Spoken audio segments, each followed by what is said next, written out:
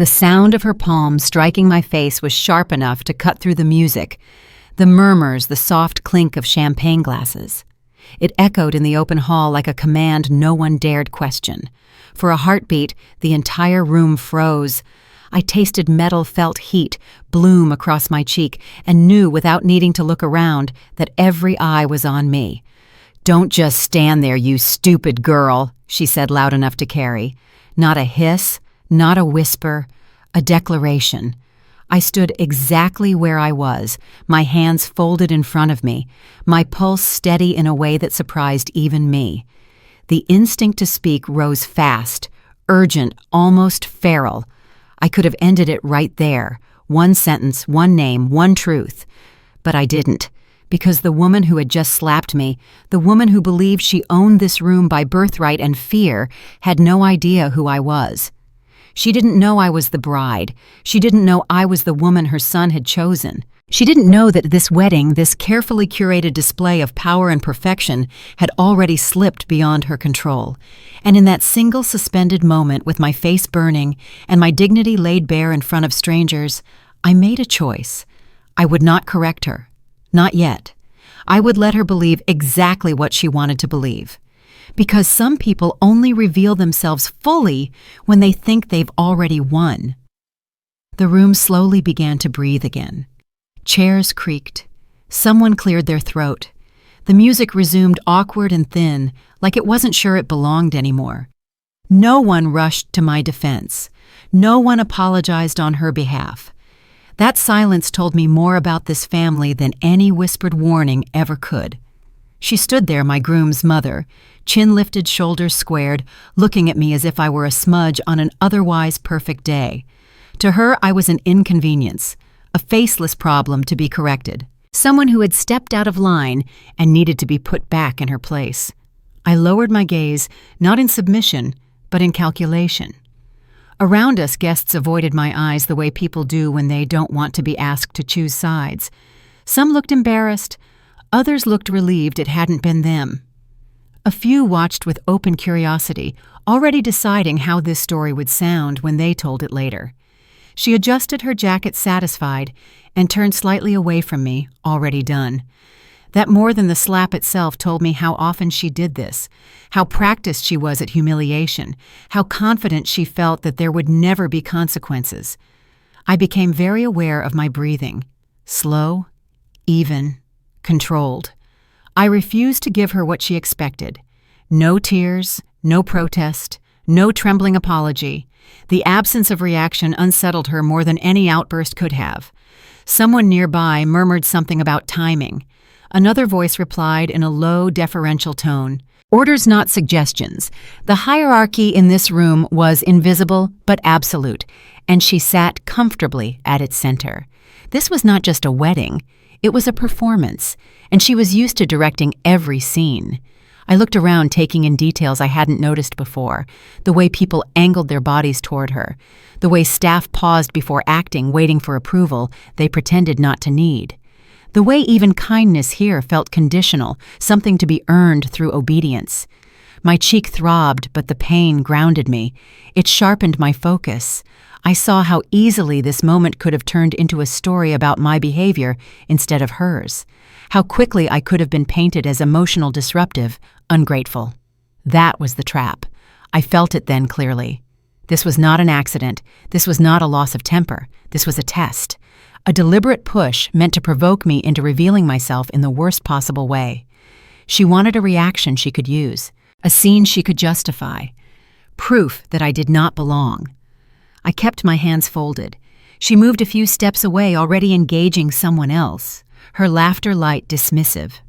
The slap to her was finished business. The bruise would fade. The moment would be forgotten. Order restored. I shifted slightly, stepping back into the edge of the room where I could see without being seen. It was a small thing, but it changed my position entirely, from target to observer, from subject to witness.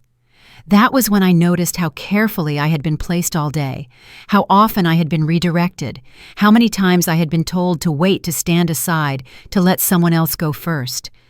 At the time, it had felt like chaos. Now it felt intentional. I understood something else then, something colder and more dangerous. Whatever she was planning, it wasn't over. The slap wasn't the climax. It was the opening move. The ceremony hadn't even started yet. I watched her from across the room as she spoke, smiled, nodded. She looked relaxed, pleased, as if she had just handled a minor inconvenience and moved on to more important matters. The confidence of someone who had never been challenged in a space like this. She had no idea that her certainty was the most useful thing she could have given me. I stayed quiet, as I was instructed to move again this time to a spot closer to the aisle. The direction came politely, almost kindly, but there was no mistaking the authority behind it. I went where I was told, aware that eyes followed me, measuring, reassessing. Placed, not welcomed. I stood there, heart steady, mind clear, and let the humiliation sit where it belonged, not on me, but in the air between us. Let it linger for the people who had seen it and pretended they hadn't. Let it become uncomfortable. Because silence, I was learning, made powerful people reckless. She glanced in my direction once more briefly, just long enough to confirm that I hadn't caused trouble. Satisfied, she turned away again. I almost smiled. She thought she had put me in my place. She thought she had asserted control. She thought she had embarrassed the right person.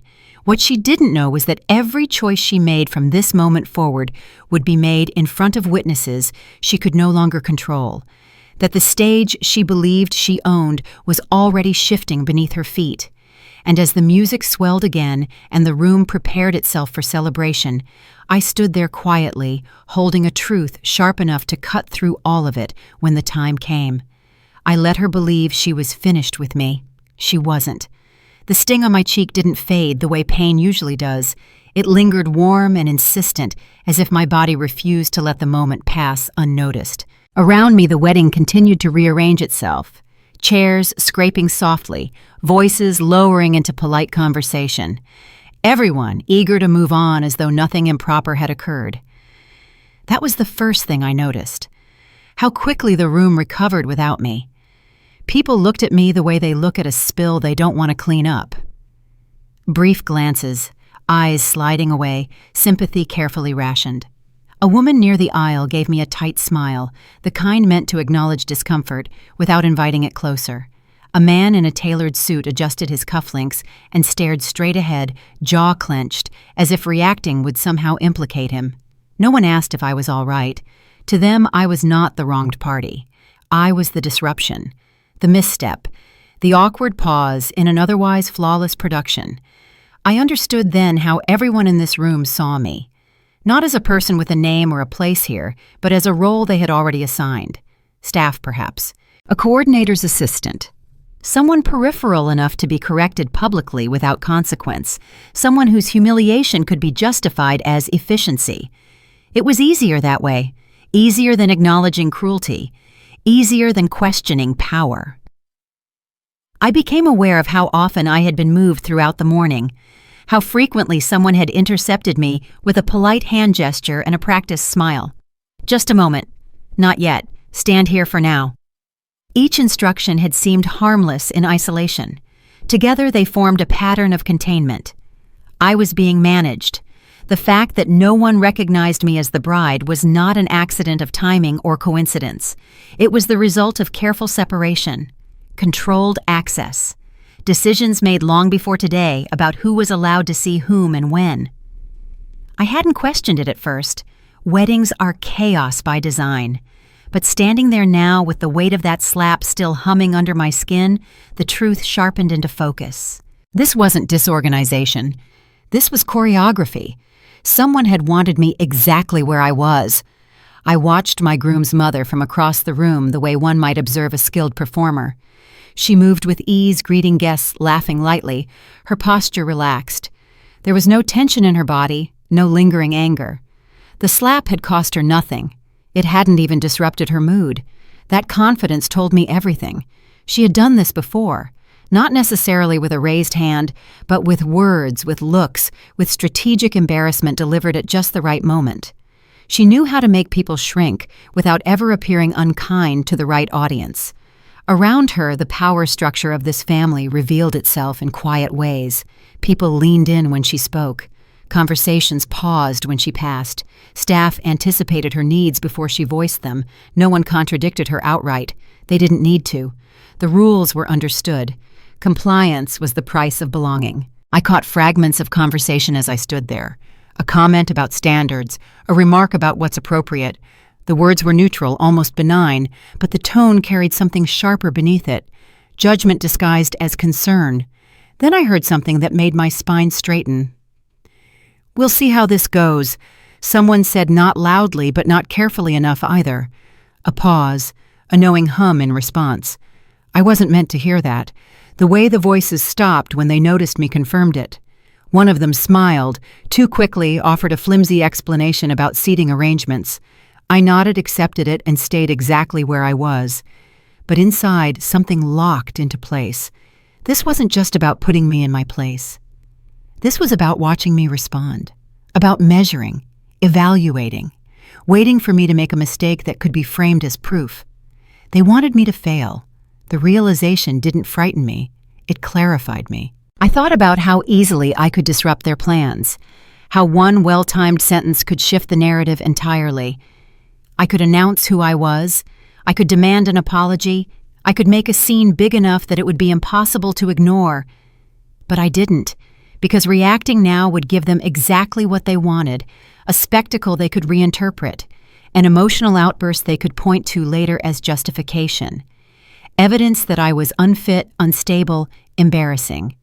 I had seen this tactic before, not in weddings but in boardrooms, in families, in places where power was protected by pretending it was benevolence. The moment you reacted, you lost. The moment you defended yourself too loudly, you confirmed their version of you. I refused to play that role.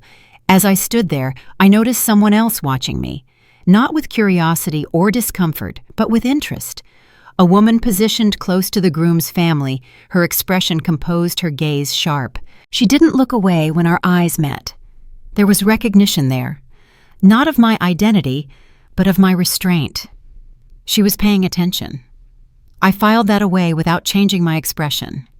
The ceremony schedule shifted again. A whispered instruction traveled through the room. I was guided once more to a different spot, slightly closer to the aisle this time. The movement was subtle, almost courteous, but it placed me directly in the line of sight of several key guests. Visibility without authority, exposure without protection. I understood the message. Whatever was coming next would happen in public.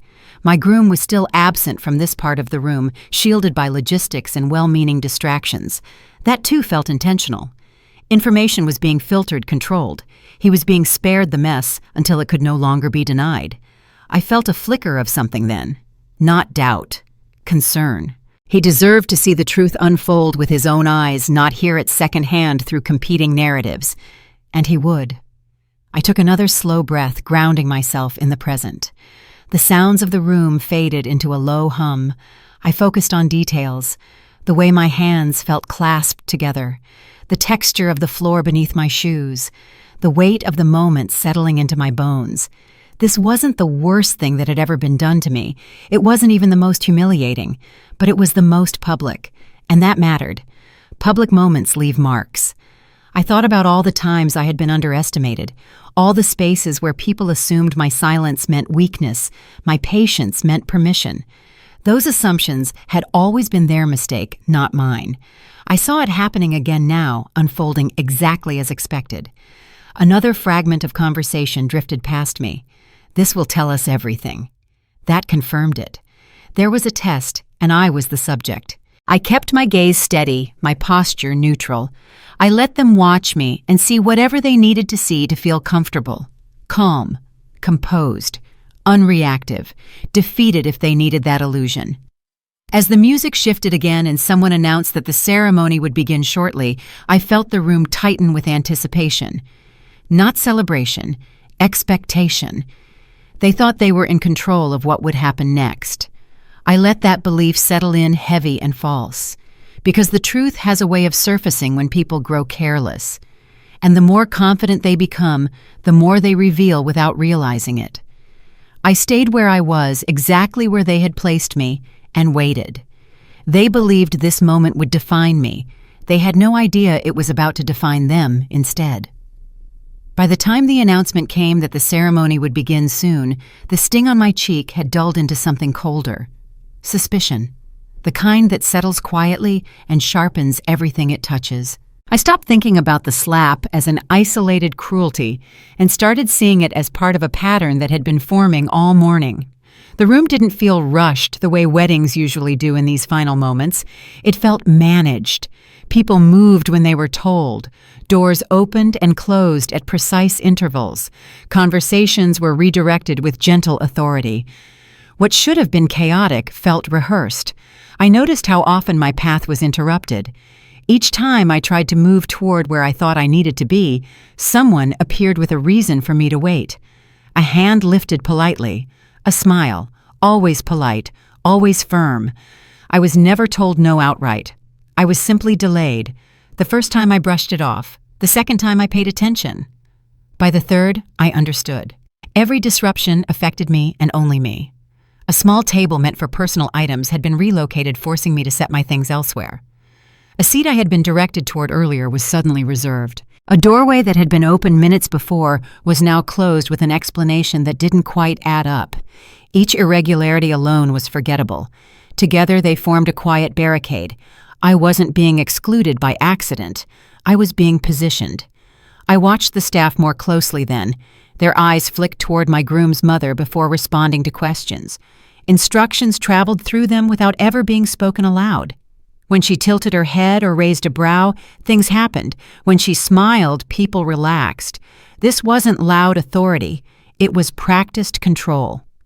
At one point, I was guided toward a side corridor under the pretense of organization. The woman who led me there spoke quickly, not unkindly, but her grip on my elbow was firmer than necessary. When we reached the end of the hall, she hesitated, checked her phone, then apologized, and said plans had changed. I was escorted back out again. The entire exchange lasted less than a minute, but it told me everything. They were adjusting in real time, reacting to something unseen, or someone. I caught sight of my groom's mother again, conferring quietly with another woman near the front. Their heads leaned together, their voices low. When one of them glanced in my direction, the conversation stopped mid-sentence. The smile that followed was too smooth. I returned it and kept walking. That was when I realized how calm I felt, not numb, focused. The initial humiliation had burned away whatever uncertainty I might have had. In its place was clarity. I wasn't imagining this. I wasn't being sensitive. Something deliberate was unfolding. I began to track it the way I would any other problem. Who spoke to whom? Who moved when she entered a space? Who avoided eye contact when I passed? Patterns emerged quickly once I started looking. There was a hierarchy here, and I was at the bottom of it by design. As I stood near the edge of the room, pretending to check something on my phone, I overheard a conversation I wasn't meant to hear. Two voices, low and close, speaking with the casual confidence of people who believed themselves unobserved. "She hasn't reacted yet," one of them said. "No," the other replied, "but she will." There was a pause, a small anticipatory silence. That's the point. My pulse slowed. They weren't speculating. They were waiting. I stepped away before they could notice me, my mind already rearranging what I'd heard. This wasn't a spur-of-the-moment power play. It was a coordinated effort. A setup designed to provoke, to draw me out, to justify something that had already been decided. Whatever test they had planned, it required my participation. My failure, my loss of control. I refused to give it to them. As the minutes passed, I became increasingly aware of the audience gathering. Guests were being seated. Attention was being directed forward. The room's energy shifted from preparation to expectation. This would happen in front of everyone, public. I thought about how often people mistake composure for ignorance, how silence is read as compliance. They assumed that because I hadn't defended myself, I wouldn't. They were wrong. I noticed tension between two members of the groom's inner circle, then something subtle but unmistakable. A tight exchange of words. A look held a beat too long. It seemed unrelated at first, but I recognized the signs of a fracture. Disagreement being smoothed over for appearances, something unresolved. I filed it away. The closer we got to the ceremony, the more relaxed my groom's mother appeared. She laughed easily. Her shoulders dropped. She believed things were going according to plan. That belief made her careless. That was the danger of people like her. They confused obedience with loyalty, fear with respect. They forgot that control only lasts as long as no one questions it. I shifted my weight, grounding myself again. I could feel eyes on me measuring, waiting for tears, for anger, for something they could point to and say, that's who she really is. I gave them nothing. When the announcement finally came that the ceremony was about to begin, it arrived earlier than expected. The schedule had been accelerated. There was a faint urgency beneath the cheerful tone. I understood why immediately. Whatever they were planning, they wanted it done before variables could change, before conversations could happen, before the groom could see too much. This would happen fast. I was directed once more this time to a spot that placed me clearly within view of the first several rows. The positioning was precise. I stood where I could be seen without being central, visible but vulnerable. I took my place without protest. Around me, guests settled, programs, rustling whispers trailing off. The music softened, then paused. The air thickened with anticipation. I felt oddly steady, as if I had already crossed the hardest part. They thought I was unprepared. They thought the confusion, the interruptions, the humiliation had weakened me, that I would stumble when the spotlight turned my way. But the truth was, every obstacle had clarified my resolve. Every attempt to control me had revealed more of their strategy. This wasn't about standards or tradition or concern. It was about power, about proving who belonged and who didn't. And the irony was, by trying so hard to erase me, they had made me pay attention. As the first notes of the processional music began to rise, I lifted my chin slightly and focused on the aisle ahead. Whatever came next would not happen in the shadows. It would unfold where everyone could see it. They believed this moment would expose me. I knew it would expose them. I stayed where I was, exactly where they had placed me, and waited for the next move. The ceremony was minutes away when I made the decision not to fight back. It wasn't dramatic. There was no surge of courage or sudden clarity. It was quieter than that, a simple understanding that rose in my chest and settled there steady and immovable. Speaking now would serve her. Silence would serve me. The room had shifted from preparation to performance. Everything moved with purpose, as if invisible marks had been placed on the floor and everyone knew where to stand. Laughter softened, voices lowered, smiles became fixed. This wasn't about love anymore. It was about appearances. I felt the familiar pressure to explain myself, to correct the misunderstanding, to defend my dignity before it slipped too far out of reach. I could feel the words lining up behind my teeth, impatient, ready to be released. I swallowed them. I had seen this kind of woman before. Women who wrapped control in courtesy and cruelty and concern. Women who thrived on provoking reactions so they could reframe them as proof. If I spoke now, it wouldn't matter what I said. It would only matter how I said it. And she would make sure everyone remembered the tone, not the truth. Reacting would destroy my position. The imbalance was obvious if you knew how to look. She had numbers. She had familiarity. She had the unspoken loyalty of people who feared disruption more than injustice. I had none of that. Not yet. If I raised my voice, I would be emotional. If I demanded respect, I would be difficult. If I revealed myself too early, I would look desperate. Every path led to the same outcome, her version of the story becoming the official one. So I chose restraint. I stopped thinking of this as my wedding and started seeing it for what it really was.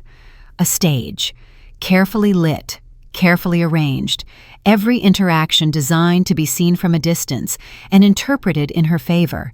Guests were no longer family and friends. They were witnesses, some willing, some reluctant, all important, and she knew it. I watched her from where I stood, the way she moved through the room with effortless authority. She smiled at the right moments, laughed at the right volume. Her timing was perfect. She knew exactly when to be visible and when to fade into the background, letting others do the work for her. She was counting on the audience. That realization changed everything. Someone stepped closer to me, then close enough that I could smell her perfume. She didn't speak at first, just stood beside me facing forward, as if we were both watching the same thing. When she finally did speak, it was barely more than a breath. "Are you okay?" It was the first time anyone had asked. I turned my head slightly and met her eyes. There was no judgment there, no curiosity, just awareness. She saw what was happening even if she didn't understand all of it. "I'm fine," I said quietly. She studied my face for a moment, then nodded once. No advice, no platitudes, just acknowledgement. She stepped away a second later, blending back into the crowd. But the exchange stayed with me. I wasn't as alone as they thought. I noticed then that my groom was still nowhere near me. His absence felt deliberate now, not coincidental. He was being kept busy, entertained, distracted, shielded from the undercurrents of the room, from the things that might raise questions too early. That worried me, but it didn't weaken my resolve. If anything, it strengthened it. He needed to see this for himself, not hear it filtered through explanations and excuses, not be told later what had happened and why it was supposedly justified. Truth lands differently when you witness it. I became smaller on purpose, not in spirit, but in presence. I stopped trying to navigate the room and let myself be placed. I didn't correct assumptions. I didn't assert importance. I let them think whatever made them most comfortable. Pride is easy to sacrifice when the timing demands it. Dignity is harder. I held on to that. The more silent I became, the more confident she grew. I could see it in the way she relaxed, the way her shoulders dropped. She believed the worst was over, that the slap had accomplished its purpose, that I had been properly handled. That confidence made her sloppy. She began to overreach, just slightly. A remark here, a look there, a moment of unnecessary commentary framed as guidance. Each small act revealed more of her intent than she realized. Silence has that effect on people like her. It removes resistance, and without resistance, they forget to hide. I was instructed again to move this time closer to the front. The direction came with a smile and a hand gesture that suggested kindness, but there was no room for refusal. I went where I was told, acutely aware of how carefully I was being positioned. Isolated enough to be vulnerable, visible enough to be useful. They thought they were setting the stage for me. In reality, they were setting it for themselves. As I took my place, I felt the weight of the moment settle into my spine. This was the point of no return. Whatever happened next would happen in front of everyone. There would be no quiet corrections, no private apologies. Public actions demand public consequences. I focused on my breathing slow and even. I let my face remain neutral, my posture relaxed. If anyone was watching for cracks, they wouldn't find them. She glanced at me again from across the room, just long enough to confirm that I hadn't become a problem. Satisfied, she turned back to her conversation, already moving on to the next detail. That glance was everything. She believed I had accepted my place, that I had been properly diminished, that silence meant surrender. She had no idea that silence was the most dangerous thing I could offer her, because the longer I stayed quiet, the more she spoke, the more she revealed. The more comfortable she became showing exactly who she was when she thought no one would challenge her. And when people like her grow comfortable, they make mistakes. The music shifted, signaling the final moments before the ceremony began. Guests straightened in their seats. Conversations died down. The room leaned forward, expectant. I stood exactly where I'd been placed, calm and ready, holding my truth close and sharp. I didn't need to announce myself. I didn't need to demand recognition. All I needed was time. They believed they were isolating me. I knew they were concentrating the spotlight. And when it finally turned, they would be standing in it with me. I noticed her because she didn't belong where she was standing. Everyone else clustered naturally, families forming loose circles, friends leaning toward one another with familiar ease. She stood apart close to my groom's family, positioned not like a guest, but like someone with a role. Her posture was confident, her smile measured, not celebratory, observational. She wasn't nervous. That alone set her apart. The way my groom's mother interacted with her confirmed it. There was warmth there, but not the performative kind she offered guests. This was different, protective, almost approving. She touched the woman's arm lightly when she spoke to her, leaned in to hear her responses. It was an intimacy I hadn't seen her grant anyone else that day.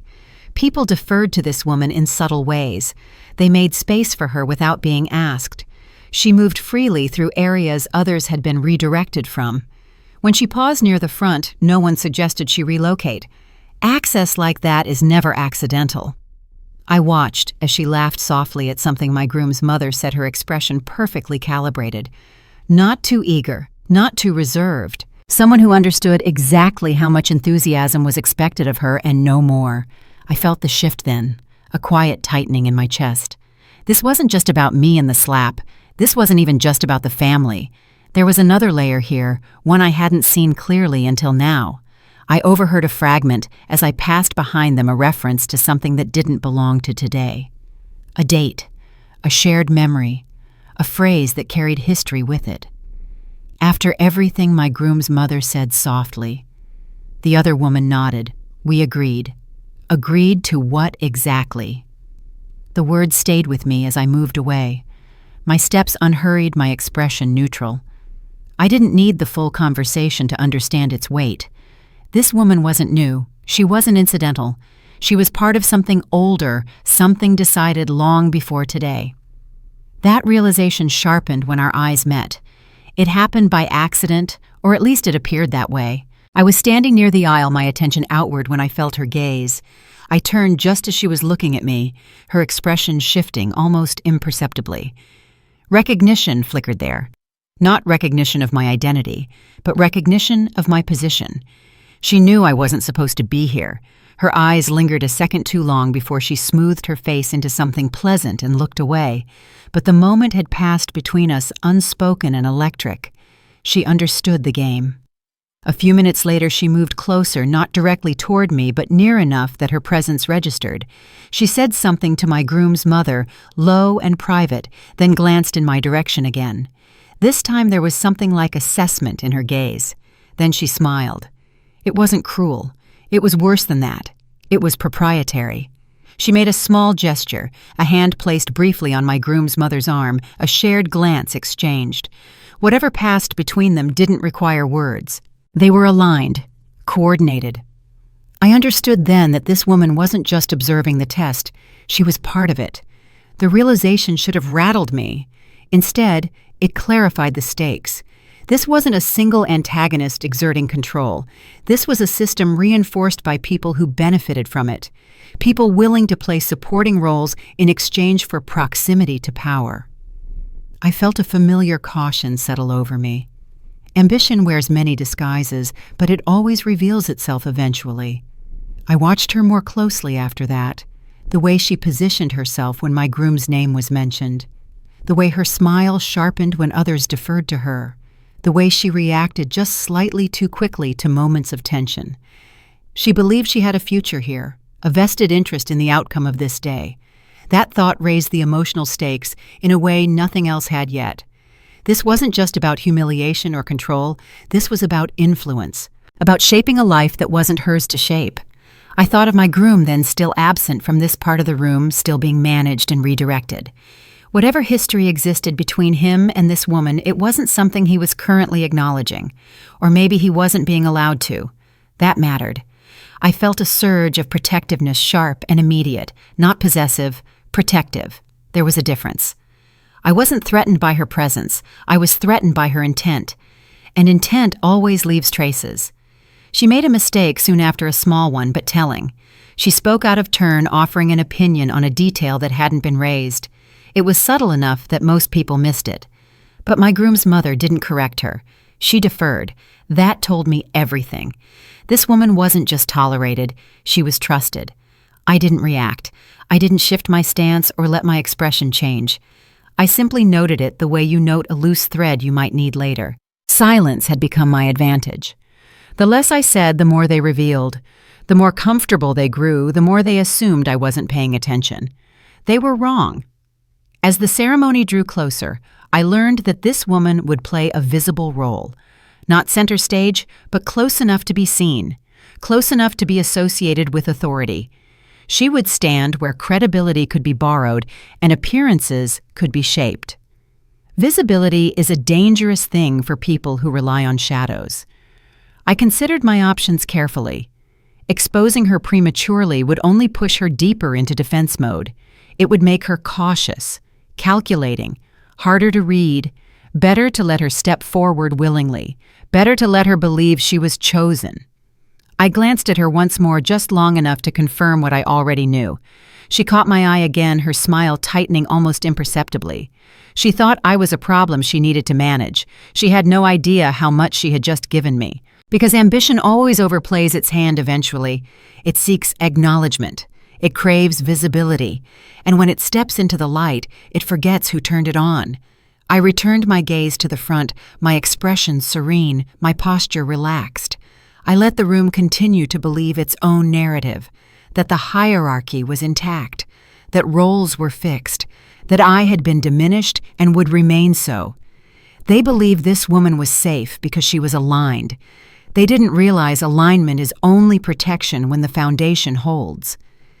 As the music swelled again and people shifted into their final positions, I felt the shape of the coming conflict solidify.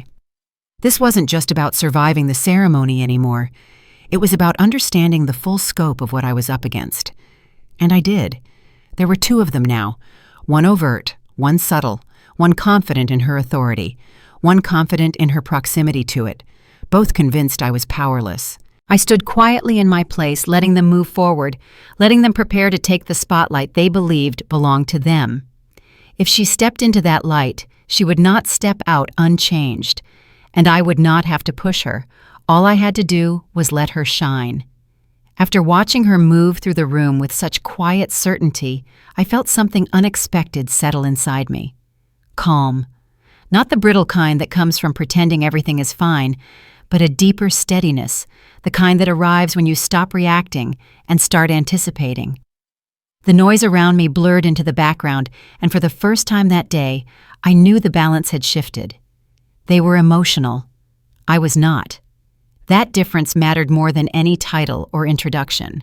For a moment, my mind slipped backward, not in panic, but in memory. Years ago, in a room far more unforgiving than this one, I had learned what restraint really meant. I had been underestimated then, too dismissed because I didn't fit someone else's expectations. I remembered sitting quietly while others talked themselves into mistakes, convinced my silence meant ignorance. When the moment came, I hadn't needed to raise my voice. I had simply waited until they exposed themselves. The lesson had stayed with me ever since. Standing here now, I recognized the same pattern unfolding, the same assumption. They believed my worth came solely from my relationship to the groom, that without his name, his protection, I was nothing more than an inconvenience to be managed. They thought exposure would destroy me because they assumed I had nothing else to stand on. They were wrong. What they didn't know was that I had built a life long before this day one that didn't depend on their approval or their hierarchy. I hadn't walked into this room hoping to be accepted. I had walked in choosing to belong to one person, not an entire family. And that distinction gave me power. I noticed then someone else in the room, someone whose presence carried a different kind of weight. Our eyes met briefly, just long enough for recognition to pass between us. Not recognition of who I was today, but of who I had been before. They remembered me in a context my groom's mother had forgotten, or perhaps never bothered to learn. We didn't speak. We didn't need to. That silent acknowledgement was enough to confirm what I suspected. I was not as isolated as they believed. Not everyone here accepted the narrative being pushed so carefully around the room. From across the space, I caught sight of my groom at last. He stood near the entrance speaking with someone I didn't recognize. His posture rigid, his jaw tight. Even from a distance, I could see the strain in his movements.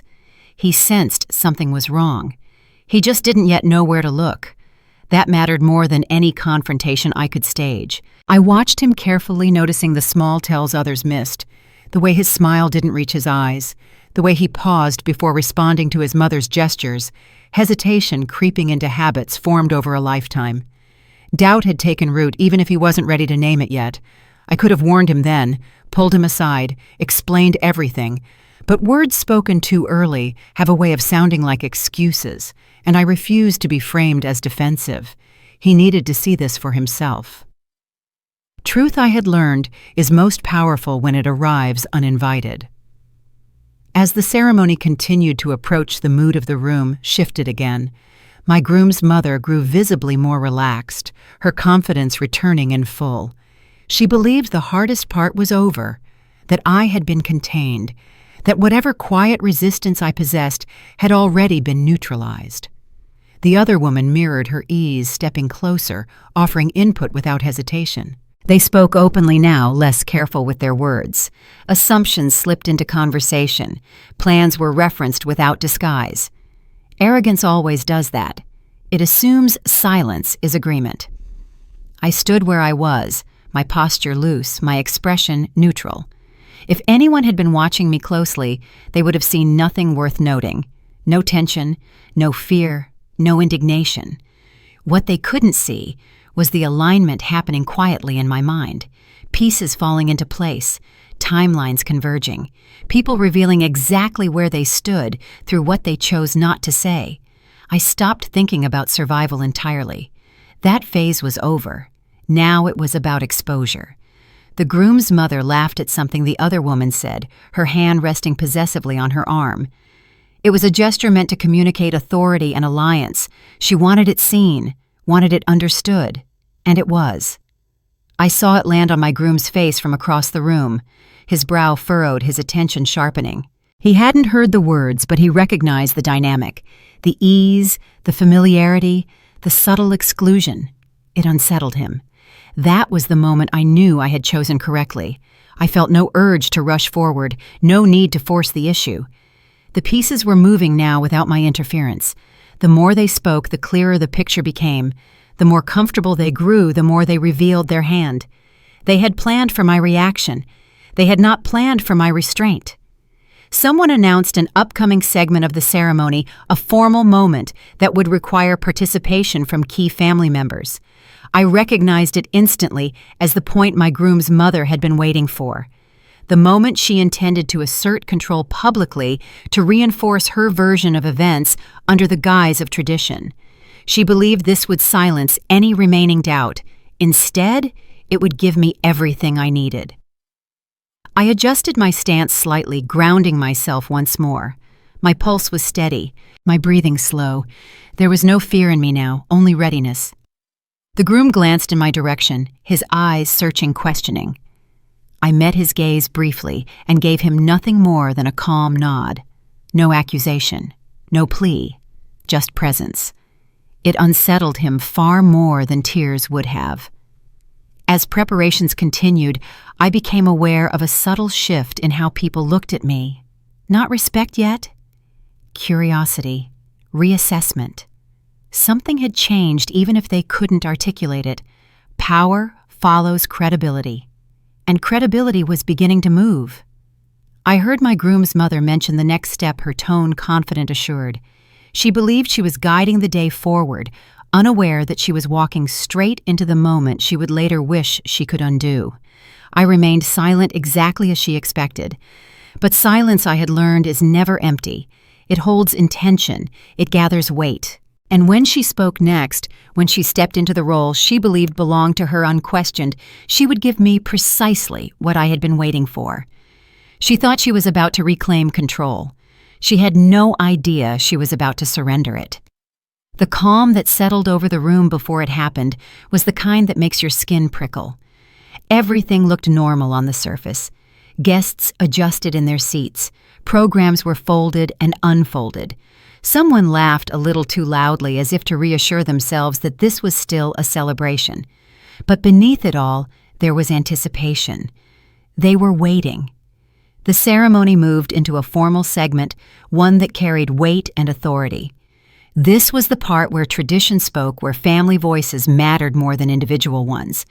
I could feel the shift as attention subtly angled toward my groom's mother, as if the room itself understood who was about to take the lead. She stood with practiced ease, her posture composed, her expression warm in a way that felt rehearsed. This was her moment. She had chosen it carefully, a space where her words could not be easily challenged without appearing disrespectful. The stage was set. She began to speak, her tone measured, almost gentle. At first her words sounded like concern, gratitude, reflection. The kind of speech people nod along to without really listening. Then the edge appeared. She spoke about standards, about values, about the importance of knowing one's place within a family. Each phrase was carefully constructed, wrapped in language that sounded reasonable, while carrying something far sharper underneath. She never said my name. She didn't have to. Her eyes flicked in my direction just once, long enough to make the implication unmistakable. A pause followed, deliberate, heavy. The room understood. A few heads turned. Whispers stirred. This was worse than the slap. The slap had been crude, obvious. This was surgical. It was humiliation disguised as propriety, delivered with a smile and an audience. She was erasing me in front of everyone, framing it as guidance, as protection, as her right. I felt the heat rise in my chest, not from shame, but from clarity. This was what they had been waiting for. This was the test. Around me, reactions rippled through the crowd. Some guests shifted uncomfortably. Others smiled, faintly relieved to be on the right side of the line she was drawing. A few leaned forward, hungry for drama they could later recount as concern. No one interrupted her. That silence told its own story. I caught sight of my groom then. He stood rigid, his earlier confusion hardening into something else. He wasn't smiling. He wasn't nodding. He was listening now, really listening, and what he heard didn't sit right with him. I saw the moment it landed. His jaw tightened. His eyes narrowed slightly. He glanced at me, then back at his mother, as if trying to reconcile the woman he thought he knew with the one standing in front of him now. This was the first time he truly saw her. My instinct surged again, fierce and immediate. I wanted to step forward, to speak, to reclaim myself in front of everyone who had just watched me be diminished. I didn't. I held still, my hands relaxed at my sides, my expression unreadable. I let her finish. I let her words hang in the air where they could not be taken back. Because if I interrupted her now, she would become the victim. If I challenged her directly, she would pivot, accuse, deflect. The focus would shift from her cruelty to my response. I refused to give her that escape. As she concluded, the other woman stepped closer, her presence reinforcing the message. She nodded along her agreement, visible, public. It was a mistake born of confidence. She wanted to be seen as aligned, as trusted, as part of the authority being asserted. In doing so, she revealed her hand. The room felt different now, not louder, tighter, as if something had snapped into place and everyone could feel it, even if they didn't yet understand why. Then something unexpected happened. My groom broke protocol. He took a step forward, not hurried, not dramatic, but unmistakable. The movement alone drew attention. Heads turned. The murmur of the room shifted pitch. "Just a moment," he said. His voice wasn't raised, but it carried. Silence fell. His mother turned toward him, surprise flashing across her face before she masked it with concern. "Now isn't—" He didn't let her finish. The interruption wasn't aggressive. It was controlled, calm, and because of that, it was far more powerful. "I need clarity," he said, his gaze steady. "Before we continue." The effect was immediate. The authority she had been projecting wavered, just slightly, enough to be noticed. She tried to recover, to frame his question as nerves, as emotion, as something to be smoothed over. Her tone softened, patronizing. "This isn't the time, for it is," he said. That was when I realized something important. This humiliation hadn't destroyed me. It had exposed them. I noticed then that this moment wasn't just being witnessed by the guests. It was being documented in ways no one had planned. Not by me, not intentionally. Phones lowered too slowly, a camera meant for memories capturing something else entirely. The truth has a way of leaving records when it wants to. My groom's mother sensed the shift and pushed harder, her voice tightening as she tried to reassert control. The other woman echoed her too quickly, too eagerly. Together they overplayed their position. The room recoiled, almost imperceptibly. People began to reassess what they had just heard, what they had just seen. Authority without restraint is unsettling when it's suddenly questioned. I remained silent. Every word they spoke now dug them deeper. My groom looked at me again, his expression searching. This time I didn't look away.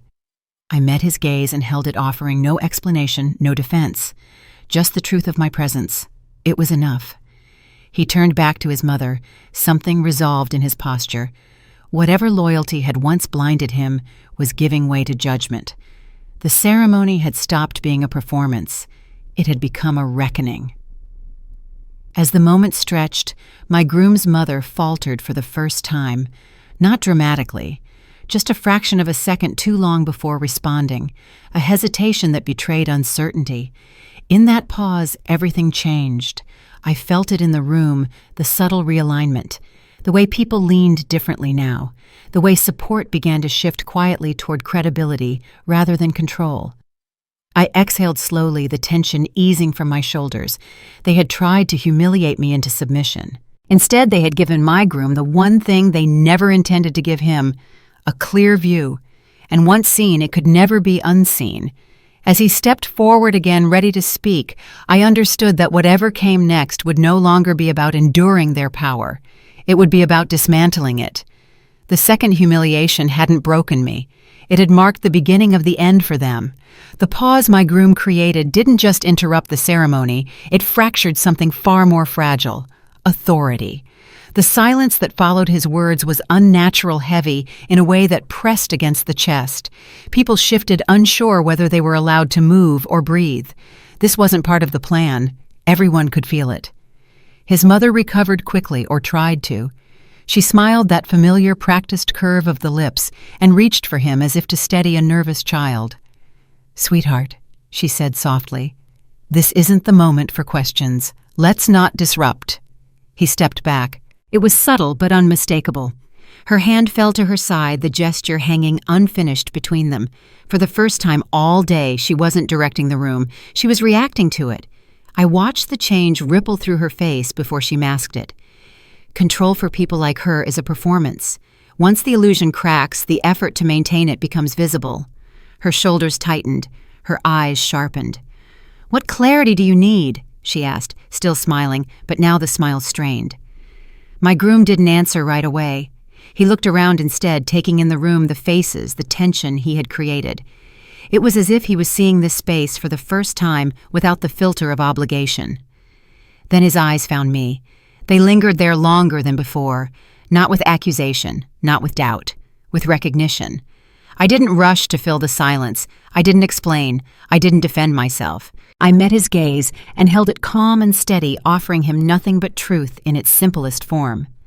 "I am here. I am not what they are saying." That restraint unsettled him more than tears ever could have. He turned back to his mother slowly. "I've been noticing things today," he said. His voice was controlled, measured, but the tremor beneath it was unmistakable. "Things that don't add up." Her smile flickered. "Weddings are stressful," she replied smoothly. "Everyone's emotions are high. This isn't about emotions," he said.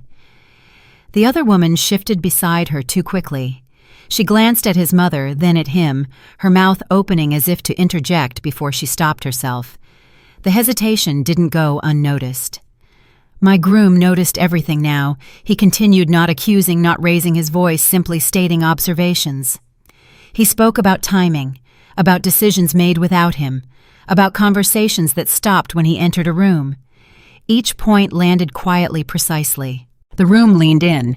His mother attempted to reframe, to soften, to redirect. She spoke of tradition, of responsibility, of protecting him from unnecessary complications. The words were familiar, rehearsed, but they rang hollow. The more she spoke, the more defensive she sounded. Authority doesn't need to justify itself. Power doesn't need to explain. Everyone in the room felt that shift, even if they couldn't articulate it. He listened without interrupting, his face unreadable. Then he said something that changed everything. Why didn't I know about her? The question was simple, devastating. Her breath caught for just a fraction of a second before she answered. "Know about who?" He didn't look away when he replied. "You know who." The other woman stiffened. That reaction confirmed what words could not. I felt something loosen inside my chest then, Not triumph. Relief. He was seeing the dynamics clearly now, not just the individual moments, but the pattern beneath them. She tried to laugh it off to minimize the tension. "You're imagining connections that aren't there," she said. "This is a stressful day. Let's not overthink it." He shook his head slowly. "I'm not overthinking," he said. "I've been underthinking for a long time." That landed harder than any accusation could have. A murmur spread through the guests, quiet but unmistakable. People exchanged looks, reassessing what they had witnessed earlier. The slap, the speech, the positioning. It was all being recontextualized in real time. My groom took a step closer to me, then not reaching for my hand, not making a spectacle of it. Just standing near enough that the alignment was clear. Her composure cracked. "Are you questioning me?" she demanded, the softness gone from her voice now. "After everything I've done for you?" There it was, the pivot, from concern to sacrifice, from authority to martyrdom. He didn't flinch. "I'm asking you to stop speaking for me." The words hung in the air, clean and sharp. She opened her mouth to respond, but nothing came out at first. The room waited suspended. When she did speak again, her voice was tighter, less controlled. "This is inappropriate," she said. "We'll discuss this later, in private." "No," he replied. One word, absolute. The effect was immediate. This wasn't defiance, it was a boundary. I felt eyes on me again, but this time the quality had changed. No longer dismissive, curious, reconsidering. I stayed exactly as I was, neither shrinking nor advancing. He turned to the officiant, briefly asking for a pause. The request was polite, reasonable, and impossible to refuse without acknowledging the tension everyone now felt. The ceremony halted. That alone was a statement. His mother looked around, realizing for the first time that the audience she had counted on was no longer firmly on her side. Control thrives in silence and compliance. She had lost both. The other woman attempted to step in, her voice too quick, too eager to restore order. "This is getting blown out of proportion," she said. "We all want what's best." He turned to her, and the look he gave her stopped her cold. "I didn't ask you," he said. That was it. In that moment, the hierarchy collapsed. I felt a strange calm wash over me, deeper than before. I had done nothing to cause this. I hadn't orchestrated it. I had simply refused to interfere with the truth revealing itself. He looked at me once more this time with something settled in his expression. Not confusion, not doubt, understanding. I felt no urge to rush toward him, no need to claim victory. This wasn't about sides, it was about clarity. As the room remained paused, suspended between ceremony and confrontation, I realized something important. I didn't need him to choose me over her in that instant. I only needed him to see, and he did. The trap was closing now, not with force, but with inevitability. The more they spoke, the more exposed they became. The more he listened, the less power they held. The wedding had stopped being about vows. It was about truth, and truth once acknowledged doesn't retreat. As my groom took another breath, preparing to speak again, I knew the next words would change everything.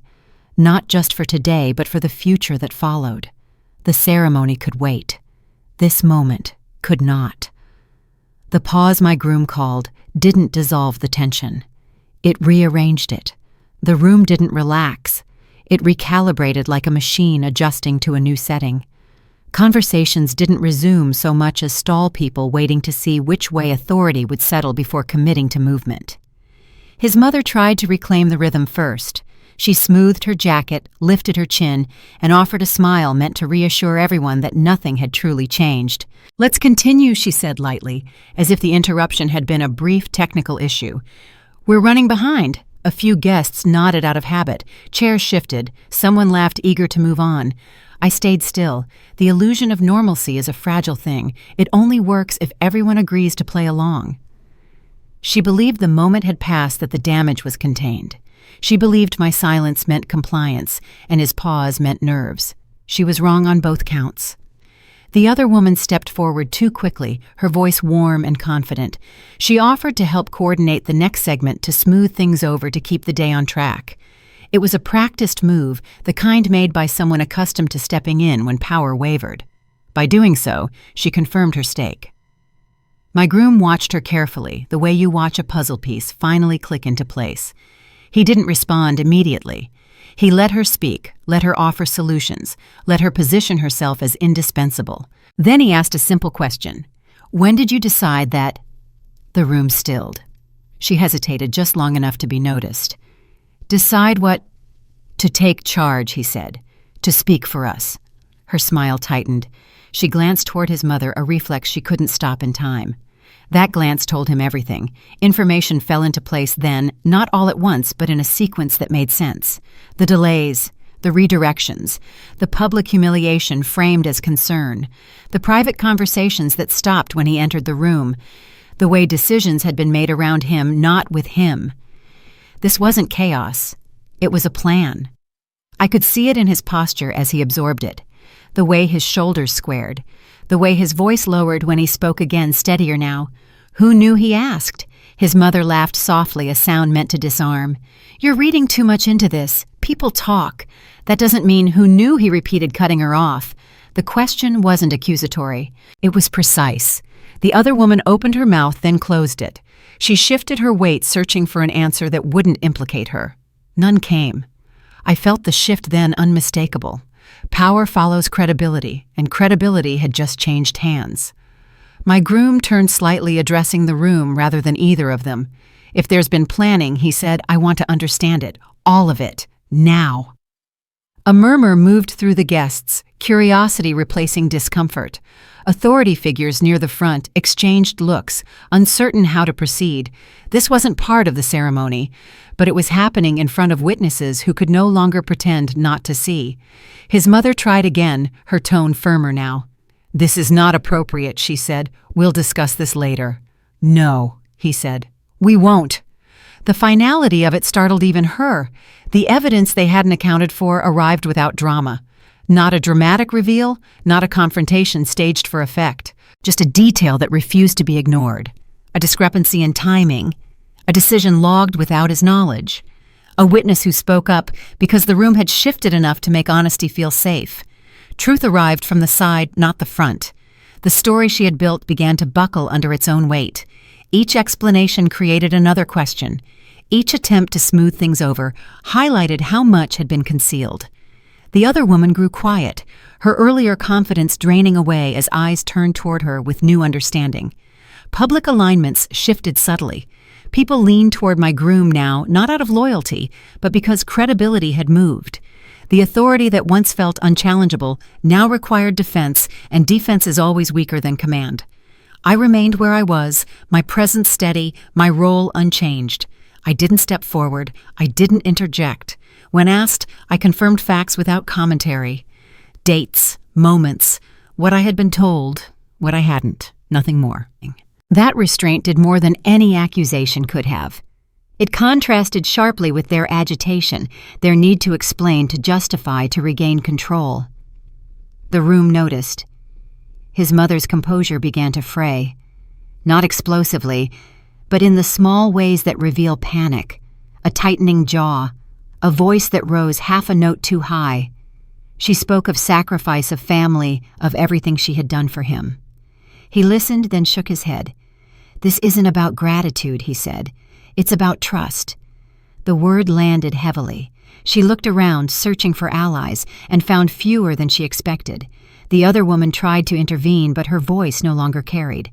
Without protection, ambition collapses quickly. The room had chosen its center. My groom took a breath, then announced the next step with a calm that made it impossible to argue. He named a concrete action, something immediate and undeniable. A removal. An exclusion. A boundary that took effect now, not later. The reaction was audible. A collective intake of breath. Whispers. Shock. His mother stared at him, disbelief giving way to anger. You can't do this, she said. I can, he replied. And I am. The finality in his voice closed the trap completely. There was no room left for negotiation, no audience left to perform for. Authority had changed hands, not with force, but with clarity. I felt a quiet release, then the tension I'd been carrying loosening at last. Not because they were losing, but because the truth had taken root. Because the story could no longer be rewritten to make me the problem. The ceremony had been interrupted, but something far more important had been restored. As the room absorbed the fallout, I understood that this wasn't the end. Consequences would ripple outward from this moment, touching relationships, reputations, decisions made far from this room. But the hardest part was over. The trap had closed not with a snap, but with inevitability. And as the guests shifted, reassessing what they had witnessed, I stood quietly in the aftermath, knowing that what came next would be shaped by truth, not fear. For the first time that day, the silence felt earned. The room no longer felt like a wedding venue. It felt like a courtroom without walls, every chair a witness stand, every face a silent juror. The decorations remained, the flowers untouched. The music paused mid-thought, but the purpose of the space had shifted completely. My groom stepped forward and claimed the floor without raising his voice. He didn't ask for permission. He didn't explain himself. He simply stood there, centered, steady, and spoke as if this were always meant to happen. "We're going to clear something up," he said. The words were calm, but they landed with weight. Conversation stopped entirely. Even the smallest movements seemed too loud now. No one interrupted him, not even his mother. She tried to smile again, but it didn't reach her eyes. That smile had always been her shield, her way of signaling control without force. Now it looked thin, almost fragile. He didn't look at me when he began. He looked at her. "I've been hearing pieces all day," he said. "Fragments, half explanations, enough to know there's a story being told that I wasn't included in." She opened her mouth, ready to redirect, but he continued before she could. "So let's tell it properly." The room leaned in. He spoke without accusation, without heat, laying out observations instead of conclusions. Timing that didn't make sense. Decisions made without him. Moments of disrespect brushed aside as misunderstandings. Each detail was small on its own, easy to dismiss. Together they formed a pattern that was impossible to ignore. As he spoke, I watched the faces around us change. People who had smiled politely earlier now looked uneasy. A few glanced at one another, clearly connecting dots they hadn't wanted to see before. His mother interrupted him, then her voice sharp beneath the practiced calm. "You're misinterpreting events," she said. "This is not the place for—" "It is exactly the place," he replied. That was the first time I saw real shock on her face. Not anger, not irritation. Shock. She had never expected him to contradict her publicly. He turned slightly, addressing the room, now widening the circle of accountability. "This is our wedding," he said, "and if something has been done in our name, we have the right to understand it." The other woman shifted uncomfortably. She had been so confident earlier, so eager to align herself with authority. Now that authority was being examined, and she didn't know where to stand. He asked a question, then simple and direct, and it cut through the tension like a blade. Who decided she didn't belong here? Silence answered him. Not denial, not outrage. Silence. I felt eyes on me again, but this time they didn't carry judgment. They carried recognition. I stayed still. My hands relaxed, my expression neutral. This wasn't my confrontation to lead. His mother scoffed lightly, trying to dismiss the question with disdain. No one said that, she replied. "You're exaggerating." He didn't argue. He simply waited. That was when the narrative began to collapse. Someone spoke up, quietly at first. A comment about instructions they had received, a clarification about a change that had been requested earlier. Another voice followed, then another. Nothing dramatic, just facts offered cautiously now that the room had shifted enough to make honesty possible. The truth didn't arrive all at once. It emerged in pieces, each one undermining the story his mother had built. Timelines didn't align. Decisions contradicted one another. The explanations meant to smooth things over only highlighted how much had been concealed. The other woman tried to distance herself, stepping back verbally, reframing her involvement as helpful rather than directive. But her earlier confidence betrayed her. Her words didn't match her actions, and people noticed. I was asked a question then, not by him, but by someone else, gently, respectfully. I answered it simply. Dates, conversations. What I had been told, what I hadn't, no commentary, no emotion, just facts. The contrast was stark. As they grew more agitated, I remained composed. As they explained and justified, I confirmed and clarified. The room absorbed that difference instinctively. His mother's composure cracked, not in a dramatic outburst, but in the way her voice wavered when she spoke next, in the way she appealed to emotion instead of authority. She spoke of family, of sacrifice, of everything she had done to protect him. It sounded like a plea. He listened without interrupting. When she finished, he nodded once, slowly. "I'm not questioning your intentions," he said. "I'm questioning your actions." The distinction mattered. She bristled, anger flaring now that control had slipped beyond reach. "After everything I've done for you," she said, her voice rising, "you're choosing this." "I'm choosing honesty," he replied. That was the moment she lost him. Not because he raised his voice or issued a threat, but because he refused to accept a version of reality that required him to ignore what he had just witnessed. He drew the line clearly, then naming the boundary without cruelty, without hesitation. He made it public not to punish, but to prevent revision. This decision would not be rewritten later. The immediate consequences followed quickly. Support drained from around her people, stepping back instinctively, unwilling to be associated with what was now unmistakable. The other woman was left exposed, her alignment no longer an asset, but a liability. I felt something settle in the room then. A release. Not relief exactly, but clarity. The air felt different, lighter, as if everyone could finally breathe without pretending. He turned toward me at last. Not to apologize, not to explain, just to stand beside me. The gesture was quiet, unremarkable on the surface, but its meaning was unmistakable. Alignment, not performance. Choice, not obligation. The room understood. He announced a concrete step next, something immediate that changed the structure of the day. A removal. A redirection. A consequence that could not be undone or delayed. The reaction was immediate and audible. Shock rippled outward, followed by whispers, then silence again. His mother stared at him as if seeing a stranger. The authority she had wielded for decades had evaporated in minutes, replaced by something far more frightening to her. Irrelevance. As people began to move, reassessing where they stood, I felt the weight I had been carrying finally ease. Not because this had ended neatly, but because it had ended honestly.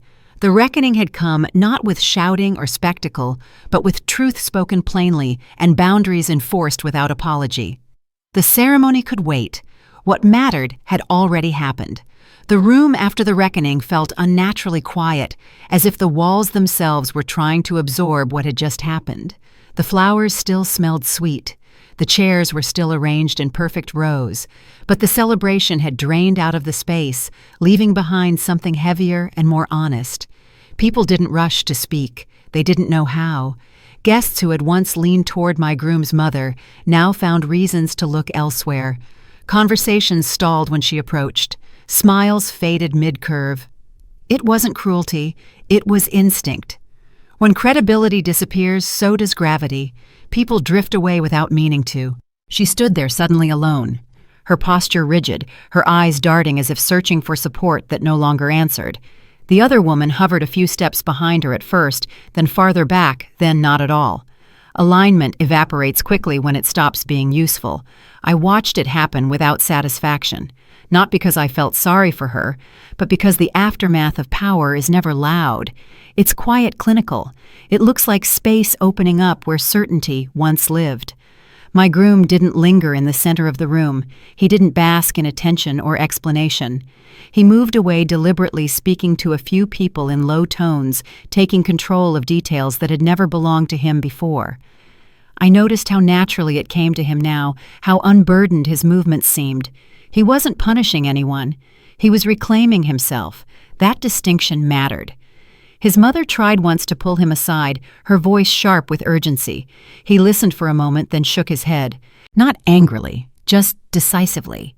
He said something I couldn't hear, but I saw the effect of it. Her shoulders sagged, not in defeat, but in fear. This consequence, whatever it was, had not been part of her calculations. Losing an argument was one thing, losing access was another. The other woman made her own attempt to recover. She approached a small group near the aisle, her tone lighter, her smile careful. She tried to reposition herself as neutral, as helpful, as misunderstood. But without protection, her confidence rang hollow. People nodded politely and stepped away. She had built her relevance on proximity. Without it, there was nothing left to stand on. I felt the tension begin to leave my body, then slowly, like a held breath, finally released. My shoulders dropped. My hands stopped clenching. The adrenaline that had carried me through the day drained away, leaving exhaustion in its place. Relief came with it. Not triumph. Relief. For the first time since arriving, I felt safe. My groom found me a few minutes later, away from the center, near a quiet corner where the noise softened. He didn't say anything at first. He just stood beside me close enough that I could feel the warmth of him without needing to look. "I should have seen it sooner," he said finally. I shook my head gently. "You saw it when it mattered." He exhaled a sound that carried more weight than words. "I'm sorry you had to stand through that." "I chose to," I replied. "And I meant it. I needed you to see it without my voice in the way." He nodded slowly. There was no defensiveness in him now, no need to explain or justify, just understanding. That was enough. We stood there for a moment longer, not speaking, letting the quiet settle. Around us, the room began to reorganize itself, not into celebration yet, but into something workable, honest. I noticed who stayed close, who checked in without asking questions, who offered support without curiosity. Those gestures mattered more than any apology I hadn't received. Family reveals itself under pressure. Some people I had expected to matter disappeared into the background, suddenly busy elsewhere. Others I barely knew stepped forward, offering water, a chair, a simple nod of respect. The hierarchy had shifted not by decree, but by instinct. My groom's mother watched this transformation with growing panic. The role she had assumed was permanent was dissolving in front of her, and there was nothing she could do to stop it. Influence can't be demanded once it's gone. At one point, she caught my eye. There was no apology there, no remorse, just disbelief, and beneath it, something like resentment. I held her gaze briefly, then looked away, not out of weakness, but because there was nothing left to say. The wedding did not end. It changed. A decision was made, quietly, efficiently, without announcement. The schedule adjusted. Certain roles were reassigned. Certain voices were no longer invited to participate. The structure shifted to reflect what had already happened emotionally. The future was being shaped in real time. As the hours moved forward, the sharpness of the moment softened into something steadier. Conversations resumed slower now, more thoughtful. Laughter returned in cautious waves, not forced, earned. I felt something settle into place inside me, a sense of sovereignty I hadn't realized I was holding back. I hadn't been saved. I hadn't been rescued. I had been seen. That mattered more than any public defense. My groom and I exchanged a look across the room, later a silent check-in. He smiled, not the polite smile of earlier, but a real one, grounded, certain. Whatever came next, it would be chosen together. As I took a seat for the first time that day without being directed, I thought back to the moment that had started everything. The slap, the insult, the humiliation that had felt so absolute at the time. It no longer defined the day. What defined it now was what followed. The clarity, the boundaries, the quiet courage of refusing to disappear when it would have been easier. Consequences, I realized, don't always look like punishment. Sometimes they look like absence. And sometimes that absence is exactly what allows something better to take its place. As the room continued to settle into its new shape, I knew this wasn't the ending I had feared when I first arrived. It was a different one. And for the first time all day, I believed it might be the right one. The silence that settled over the venue felt different now. Not tense, not fragile, just honest. The kind of quiet that comes after a storm has passed and the air finally knows what it's supposed to be again. The decorations were still there, exactly as planned. The flowers hadn't wilted, the chairs hadn't moved, but the weight had lifted. The space no longer belonged to fear or performance, it belonged to choice. We made a decision together quietly without consulting anyone who didn't need to be consulted. The ceremony would continue, but not the way it had been scripted. No grand announcements, no explanations offered to satisfy curiosity. We stripped it down to what mattered and let the rest fall away. Traditions were adjusted. Some were skipped entirely. Others were softened, reshaped to fit the truth of the moment instead of the expectations of people who no longer had a say. I felt myself stand differently as it happened. Not taller, lighter. My groom stayed beside me, not as a statement, not as a shield, but as a partner. He didn't look around to see who was watching. He didn't brace for reaction. His presence was calm, grounded, unbothered by the absence of approval he once would have chased. That told me everything I needed to know. When he spoke to the room again, it was brief, clear, free of apology. He thanked those who had stayed, those who had respected the pause, those who understood that sometimes the most important moments aren't the ones you rehearse. No one interrupted him. No one needed to. I looked around, then really looked, and saw the shape of a different family forming. Not the one defined by blood or hierarchy, but by behavior, by who stepped forward when things were uncomfortable, who offered support without demanding explanation, who stayed quiet when silence was the kinder choice. Family, I realized, isn't proven in celebration. It's revealed under pressure. As we stood there, ready to begin again on our own terms, a memory surfaced uninvited. The sting of the slap, the heat in my face, the sound of her voice calling me stupid as if it were a fact everyone should accept. It felt distant now, not erased, but diminished. That moment no longer had the power to define the day or me. Dignity doesn't always come from fighting back. Sometimes it comes from refusing to disappear. The ceremony resumed in a way that felt almost intimate, stripped of excess, focused, honest. When the vows were spoken, they weren't performative. They were grounded in reality, shaped by what we had just lived through. Every word carried weight. I felt the presence of the guests not as an audience, but as witnesses to something real, not a spectacle, a boundary being set, a partnership being chosen in full view without permission from anyone else. There was no need to look toward the back of the room anymore, no need to wonder who approved or disapproved. That chapter had closed itself. When it was over, there was no dramatic release, no explosion of emotion, just a collective exhale. Smiles that felt earned, laughter that didn't rush to fill silence, but arrived naturally in its own time. I caught myself smiling without realizing it. Later, as the evening softened and the formal edges of the day gave way to something warmer, I found a moment alone, not isolated, just alone enough to breathe. I thought about how close I had come to speaking too soon, to correcting her, to defending myself in a way that would have satisfied the moment but cost me the outcome. Silence had been misunderstood as weakness. In truth, it had been restraint. There's a difference, and it took me years to learn it. Restraint doesn't mean swallowing who you are. It means choosing when and where your truth will land with the most impact. I didn't win by being louder. I won by staying present long enough for the truth to reveal itself without my help. As the night continued, I watched people interact in ways that would have seemed impossible just hours earlier. Roles had shifted, lines had been redrawn. The world hadn't ended because one person lost control. It had improved, and that, more than anything, felt like justice. Before the evening ended, I took one last look at the space where it had all begun. The place where I had stood humiliated and silent while the room waited for me to break. I hadn't, and because I hadn't, everything changed. If you've ever been underestimated, if you've ever been dismissed, talked over, or made to feel small in a room that expected your obedience, I see you. I know how heavy that moment can feel when it's happening, how permanent the humiliation seems.